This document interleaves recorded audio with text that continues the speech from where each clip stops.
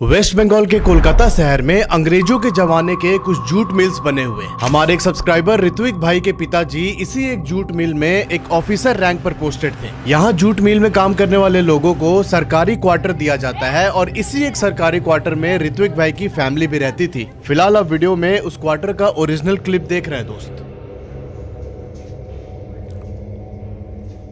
अब इसी बीच एक दोपहर को ऋत्विक के पापा ऑफिस गए थे और इनकी मम्मी अपने घर के काम में बिजी थी। अभी दोपहर के लगभग 2 बजे इनके घर के मेन डोर पर नॉक होता है। जब ऋत्विक की मम्मी ने गेट खोला तो देखा कि बाहर एक पोस्टमास्टर खड़ा है और इसके हाथ में एक लेटर था और उस लेटर में ऋत्विक के पापा के लिए विजिलेंस के कुछ ऑर्डर आए हुए थे। ये मैं एक्सप्लेन करूंगा आगे स्टोरी में। अब यहाँ ऋत्विक की मम्मी वो लेटर लेने के बाद घर का गेट अंदर से लॉक कर देती है और गुरु यहीं से एक ऐसे भयानक मंजर की शुरुआत होती है जिसे सुनने के बाद ना आपके शरीर का हाड़ कांप जाएगा। फिलहाल आप वीडियो में ऋत्विक भाई द्वारा भेजे गए ईमेल का स्क्रीनशॉट देख सकते हैं। ऋत्विक बताते हैं कि इनका घर बेसिकली तो उत्तर प्रदेश में है, पर इनके दादा, बड़े पापा और पापा ये सब लोग 1970s में ही कोलकाता शिफ्ट हो गए थे जूट मिल में काम करने के लिए।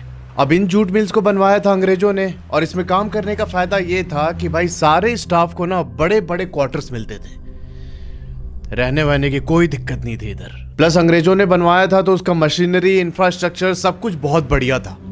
लेकिन बताते हैं कि जो इनके रूम्स होते थे वो भी काफी सही थे। आप गूगल पे जब ओल्ड जूट मिल्स के स्टाफ क्वार्टर सर्च करेंगे तब आपको आइडिया लग जाएगा कि मैं किस चीज के बारे में बात कर रहा हूँ। अब यहाँ ये भी बात थी कि सालों से काम करके ऋत्विक के पापा एक अच्छे ऑफिसर पोस्ट पे पहुंच चुके थे। अब जैसा प्राइवेट सेक्टर में होता है कि लोगों को जैसी अच्छी अपॉर्चुनिटी मिलती है वो अपनी पुरानी कंपनी छोड़ देते हैं, तो सेम ऋत्विक के पापा ने भी ऐसा ही किया था।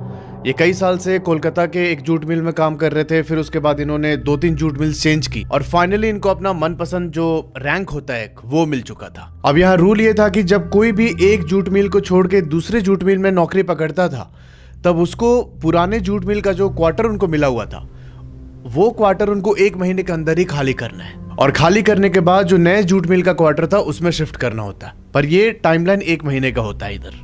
अब देखो यहाँ पर नए मिल में ज्वाइनिंग से पहले इधर जो नोटिस चलता है 1 महीने का, उस 1 महीने के बीच इनको डिसाइड करना होता है कि भाई जो भी अवेलेबल क्वार्टर्स हैं उस नए जूट मिल में उसमें से ये कौन से में रहना चाहते हैं। अब किसी भी जूट मिल के क्वार्टर्स 3 कंपाउंड में डिवाइडेड होते थे। पहला जूनियर स्टाफ क्वार्टर, दूसरा मिड सीनियर स्टाफ क्वार्टर और तीसरा सीनियर स्टाफ क्वार्टर।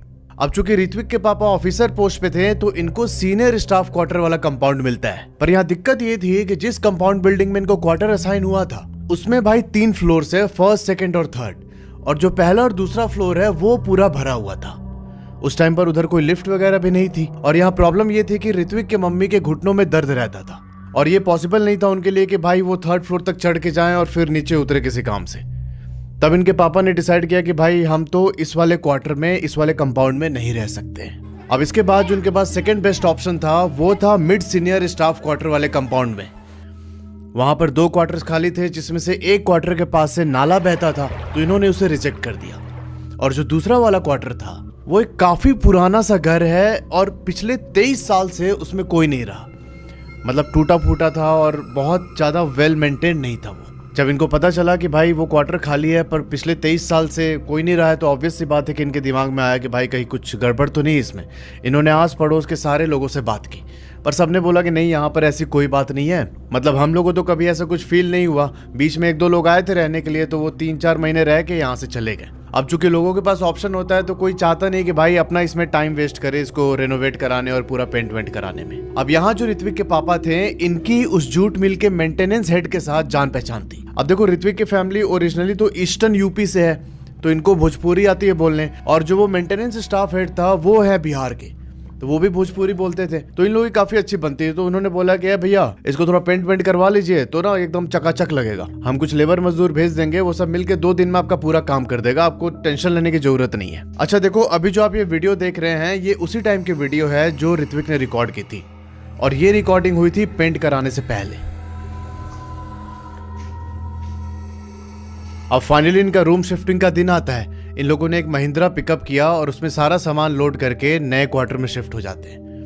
अब देखो जो वो जूट मिल्स के क्वार्टर थे वो जनरली सेमी फर्निश्ड होते थे तो बहुत ज्यादा सामान खरीदने की जरूरत नहीं पड़ती थी। अब यहाँ आगे ही कहानी जानने से पहले आपको ना इस घर का थोड़ा लेआउट समझना पड़ेगा। तो देखो सबसे पहले सीधे चढ़ेंगे तो यहाँ 6 स्टेयर्स थे। स्टेयर्स से थोड़ा ऊपर चढ़ के सामने एकदम मेन एंट्रेंस है। ठीक है। और उस मेन एंट्रेंस के राइट हैंड साइड में एक और एंट्रेंस है घर के अंदर जाने के लिए। सेकेंड एंट्रेंस के जस्ट सामने एक दूसरे जूट मिल एम्प्लॉय का घर था। अब आप डायग्राम में देखेंगे तो आपको पता चलेगा कि जब सेकेंड एंट्रेंस से आप अंदर घुसते हैं तो जो अंदर वाला रूम है ना, ये है ऋत्विक का, और वो रूम कनेक्टेड है इनके मेन हॉल से। हॉल के एकदम राइट हैंड साइड के एंड में एक बाथरूम है और उसके बाजू में एक डाइनिंग रूम है, और डाइनिंग रूम से ही अटैच्ड किचन है इनका। डाइनिंग रूम के लेफ्ट हैंड साइड में इनके पेरेंट्स का रूम है और इस रूम से जस्ट अटैच्ड ही स्टोर रूम था। अभी जो ऋत्विक की मम्मी है ये थोड़ा वास्तु शास्त्र में मानती थी। अब सुनिएगा एकदम ध्यान से जो बता रहा हूँ। इन्होंने ऋत्विक को बोला कि बेटा तुम ना सबसे पहले अपने हाथ में जो भगवान का सामान है, मूर्ति वगैरह, उसे लेके मेन एंट्रेंस के थ्रू अंदर जाओ घर के। बाकी सारा सामान जो पिकअप के साथ ऐसे लेबर्स आए थे वो लोग अंदर करवा देंगे। अब ऋत्विक यहाँ भगवान की मूर्ति और फोटो लेके मेन गेट के थ्रू घर में एंट्री लेता है। अभी उस दिन ये पहला बंदा था जिसने घर के अंदर एंट्री ली थी। इस चीज को याद रखिएगा बहुत अच्छे से। अभी ऋत्विक बताते हैं कि भैया उस क्वार्टर में शिफ्ट होने के बाद हमारा जीवन बहुत बढ़िया चल रहा था। किसी को कोई बीमारी नहीं होती, मेरे पापा का शुगर कंट्रोल था और अच्छा खासा पैसा भी आ रहा था। अच्छा, इस टाइम पर ऋत्विक को नया नया फोन मिला था और इसको लत लग जाती है क्लैश ऑफ क्लैंस गेम खेलने की। मैंने तो कभी नहीं खेला, अगर आप में से किसी ने खेला तो जरूर बताना इसके बारे में। ऋत्विक लिखते हैं कि इस गेम में ना रात रात को अटैक करना पड़ता था, तो इसीलिए मैं थोड़ा देर रात तक जागे रहता। अब जीवन इसी तरह कट रहा था और फिर एक दिन जब मेरी मम्मी दोपहर को किचन के अंदर काम कर रही थी तब हमारे डोर पर एक नॉक होता है।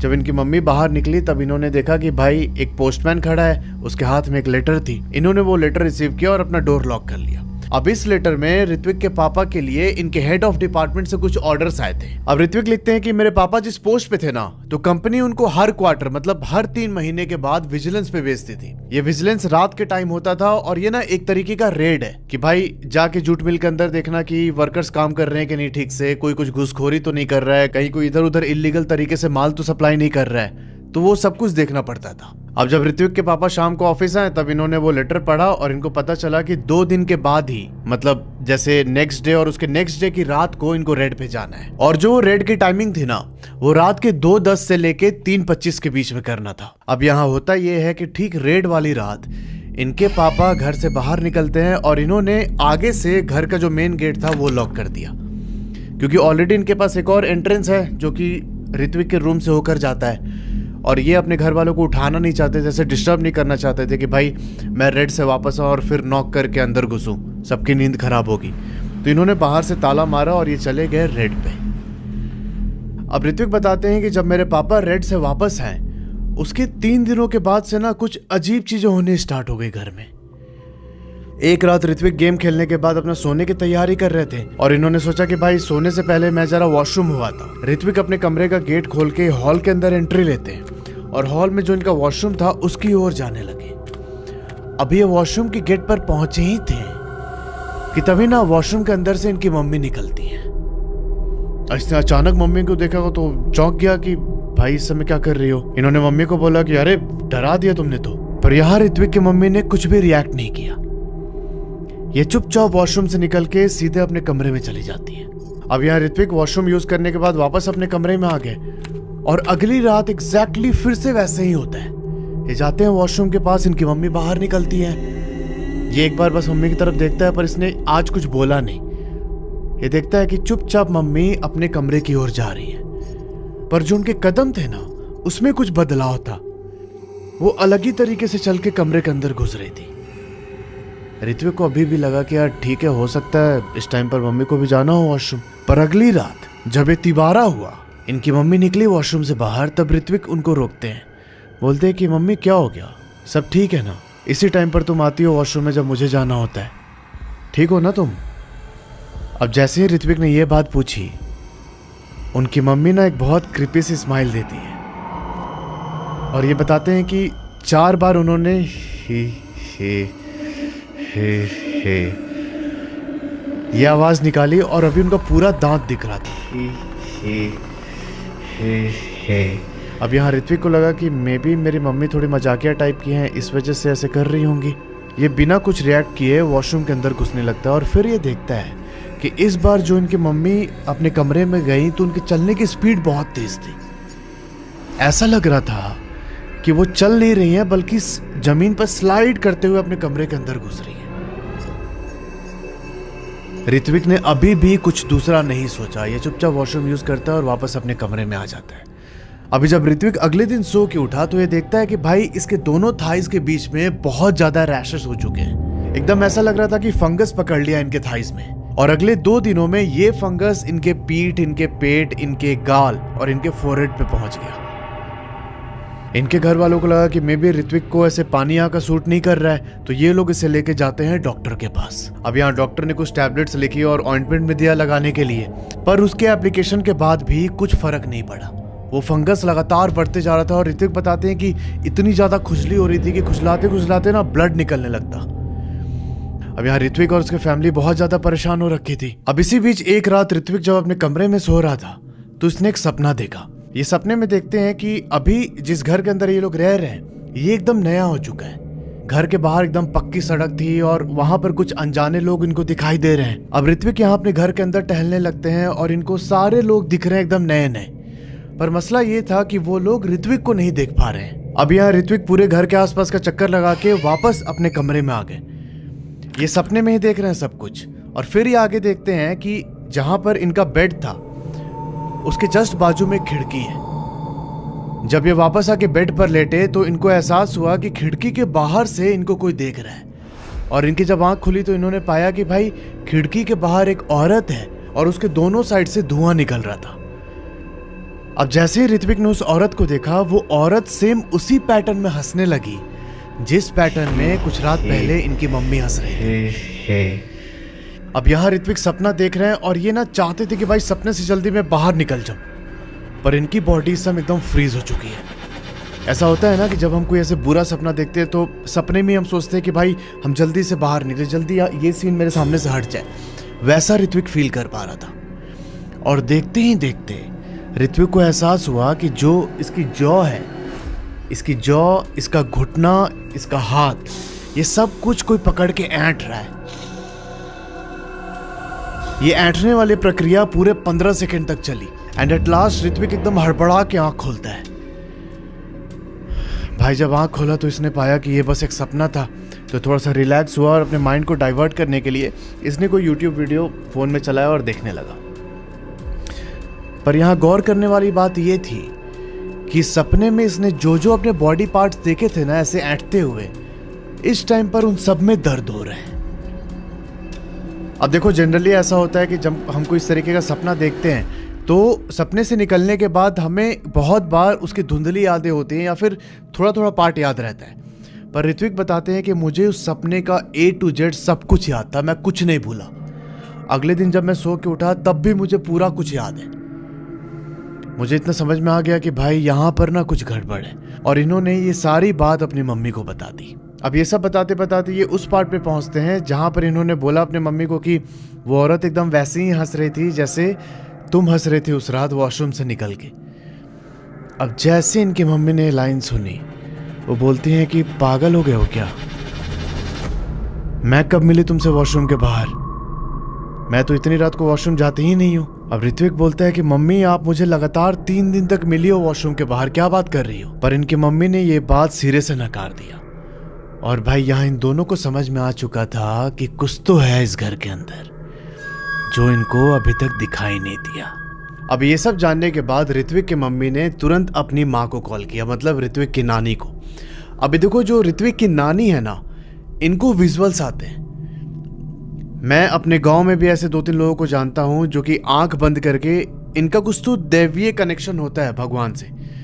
इन्होंने कोई सिद्धि की रहती है और इनको मतलब दिख जाता है सब कुछ। बहुत बार ऐसा होता है कि चीजें साफ साफ दिख जाती, बहुत बार उसका हिंट या क्लू मिलता, और काफी बार जो ऐसे लोग होते हैं ये ना स्पिरिट से डायरेक्ट बात भी कर पाते हैं। अब यहाँ पर ऋत्विक की माँ ने फोन करके बोला भोजपुरी में कि रे माई इतनी देखना ऋत्विक के साथ क्या होता, मतलब कि माँ थोड़ा देखो ना ये ऋत्विक के साथ ऐसा ऐसा हो रहा है। तब यहाँ ऋत्विक की नानी बोलती है कि ठीक है मैं बताती हूँ देख के। अब इस कॉल कटने के 40-50 मिनट के बाद नानी उधर से दोबारा कॉल करती है। पर इस समय ना कॉल पर इनकी नानी नहीं बल्कि इनकी मामी थी। मामी बोलती है ऋत्विक की मम्मी को कि देखिए ना ये पता नहीं क्या क्या क्या क्या बोल रही हैं।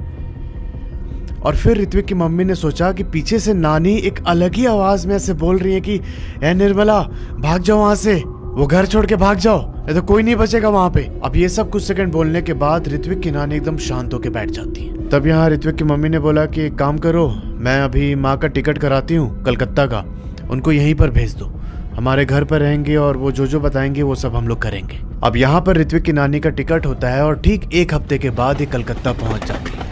अब जिस दिन नानी इनके कलकत्ता वाले उस घर के अंदर घुसी तो घर के अंदर घुसते ही नानी एकदम रोने लगी। उनको अंदर कदम रखते ही सब दिख गया साफ साफ कि भाई यहाँ पर क्या हुआ था और ये क्या चीज है जो इन लोगों को परेशान कर रही है।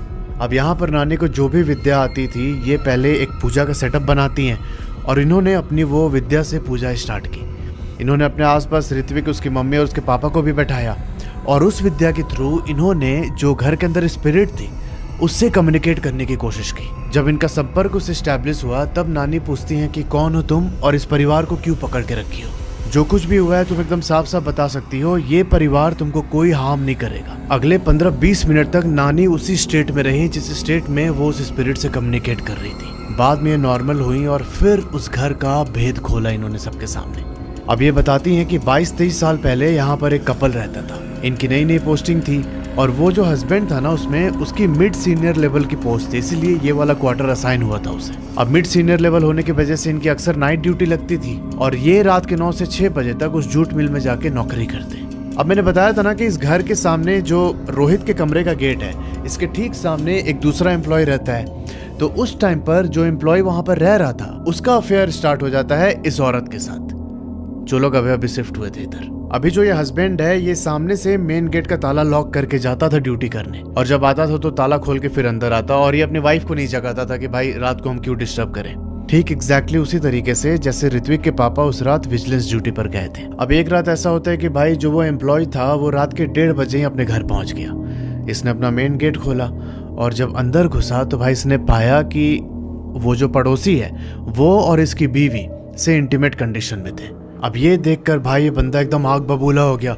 इसकी अपनी वाइफ से बहुत ज्यादा लड़ाई हुई और जो वो पड़ोसी था उसके साथ भी काफी मारपीट की इसने। अभी ये केस बिगड़ते देख जो वो पड़ोसी था वो उसी रात ना वहां से फरार हो जाता है कि भाई कहीं पुलिस का लफड़ा ना हो जाए। अब इस टाइम पर इनके घर में इतना चिल्लाहट हो रहा था कि जो आसपास के लोग थे वो सब आके देखने लगे कि भाई क्या चल रहा है इधर। इनकी वाइफ ने इनकी पूरी फजीहत करा दी थी। अब जब इसके हस्बैंड ने देखा कि सारे पड़ोसी इकट्ठा हो गए तब ये उनसे भी लड़ने लगता है कि आप लोग यहाँ क्या खड़े हो गए तमाशा देख रहे, अपने अपने घर में जाइए। और अपनी वाइफ को अंदर करके घर की कुंडी लॉक कर ली। रात के करीब 2:30 बजे जब सारे पड़ोसी घर चले गए तब ये अपनी वाइफ को घर के बाहर करता है और उसके ऊपर मिट्टी का तेल छिड़क के पूरा सर से पांव तक उसमें आग लगा देता है। वाइफ उधर आग में झुलसते हुए रोड पर खड़ी थी और उसे वहां खड़ा करके ये आदमी अपने घर के अंदर चला गया। भाई वो औरत जलते हुए कंडीशन में अपने घर के पास आई। इसने बहुत बार नॉक किया पर उस आदमी ने घर का गेट नहीं खोला। 3-4 मिनट वैसे ही झुलसने के बाद उस औरत की वहीं पर डेथ हो जाती है। अब यहाँ ऋत्विक की नानी आगे बताती हैं कि उस औरत की आत्मा मरने के बाद समय चक्र में फंसकर पिशाचनी बन गई। अब चूंकि वो इस समय चक्र में फंसी हुई है तो उसकी आत्मा डेली बेसिस पे जो इनका मेन गेट है ना घर का उसको नॉक करती है एग्जैक्टली उसी टाइम पे जिस टाइम पे उसकी डेथ हुई थी। अब जो इस घर में पहले रहता था, जैसे मैंने बताया था कि 6 महीने 3 महीने के लिए लोग आते थे, तो उनके साथ कभी ऐसा कोइंसिडेंस नहीं बना कि भाई रात को ये गेट खोल के बाहर जाए काम करने के लिए। पर उस रात जब ऋत्विक के पापा की ड्यूटी लगी थी ना विजिलेंस वाली, तब इन्होंने 2 बजे के आसपास अपना मेन गेट खोल दिया था और एग्जैक्टली वही टाइम था जब ये पिशाचनी घर पर आके नॉक करती। अब जब उस रात इनके पापा ने गेट खोला ड्यूटी जाने के लिए, उसी टाइम पर इसका जो काल चक्र चल रहा था पिशाचनी का वो टूट जाता है और उसने घर के अंदर एंट्री ले ली। अब चूंकि यहाँ पर ऋत्विक घर में घुसने वाला पहला आदमी था जब ये लोग फर्स्ट डे यहाँ शिफ्ट होके आए थे, तो मैंने बताया था कि भगवान की फोटो और मूर्ति लेके इसने घर में एंट्री ली। तो जो ये पिशाचनी थी इसको ऐसा लगा कि भाई जो ऋत्विक है ना यही घर का हेड है और इसी की वजह से इसने ऋत्विक को अटैक किया। अब उस रात ऋत्विक सपने में थोड़ी देर के लिए पास्ट में चला गया था। जो मैंने बताया था ना कि रोड के बाहर इसको नए नए लोग दिख रहे हैं, ये घर भी नया सा दिख रहा है, तो ऋत्विक पास्ट में जाके वो सारी चीजें देख रहा था जो उस समय जब इस औरत के साथ ये सब कुछ हुआ था, जब उस समय जो घर का कंडीशन था, सामने रोड कैसे थी, लोग कैसे थे, वो सब कुछ ऋत्विक देख के आया पास्ट में। ऋत्विक लिखते हैं कि उस पिशाचनी का नाम सिर्फ नानी जानती है। हमारे बहुत बोलने पर भी उन्होंने उसका नाम नहीं बताया और बोला कि कोई ज़रूरत नहीं उसका नाम जानने की, क्योंकि तुम लोग अगर उसका नाम रिकॉल करोगे, ऐसे बार बार कहीं पे डिस्कस करोगे, तो वो फिर से तुम्हारे ऊपर हावी हो सकती है। अभी नानी ने अपनी सिद्धियों द्वारा उस पिशाचनी को हुक्म दिया कि तुम फिर से काल चक्र के बंधन में चले जाओ। अब वो स्पिरिट चली तो गई, पर उसने बोला कि अगर फिर से कभी रात के 2-2:30 बजे के बीच ये मेन गेट खुलेगा तो मैं ये काल चक्र तोड़ के वापस से घर के अंदर आ जाऊंगी, और इस बार जो मैं अंदर आई तो मैं अपने साथ इस फैमिली हेड को लेके जाऊंगी। अब यहाँ नानी देखो कोई तांत्रिक नहीं थी, इनको बस थोड़ी बहुत विद्या आती थी जिससे वो ऐसे स्पिरिट से कम्युनिकेट कर सकती थी। उन्होंने ऋत्विक के फैमिली को बोला कि आप लोग जितनी जल्दी हो सके क्वार्टर खाली कर दीजिए और रात को 2 से 2:30 बजे के बीच कभी भी मेन गेट मत खोलिएगा। अब इस घटना के 1.5-2 महीने के बाद ऋत्विक के पापा को एक दूसरा क्वार्टर मिल जाता है और ये अपने फैमिली के साथ उधर शिफ्ट हो जाते हैं। ऋत्विक आगे बताते हैं कि आज के दिन भी वो पिशाचनी रात के 2-2:30 बजे के बीच जाके वो मेन गेट नॉक करती है, पर उसकी नॉक की आवाज़ किसी को सुनाई नहीं पड़ती। पर नानी बताती हैं कि आज भी वो डेली बेसिस पे ये काम कर रही है। तो यार ये थी पूरी कहानी। अगर आपके जानने पे ऐसा कोई इंसिडेंट हुआ है तो नीचे जो ईमेल आईडी आ रहा है उस पर अपनी स्टोरी मुझे भेज सकते हैं। मिलता है आपसे अगले वीडियो में, तब तक के लिए अपना ध्यान रखो और हर हर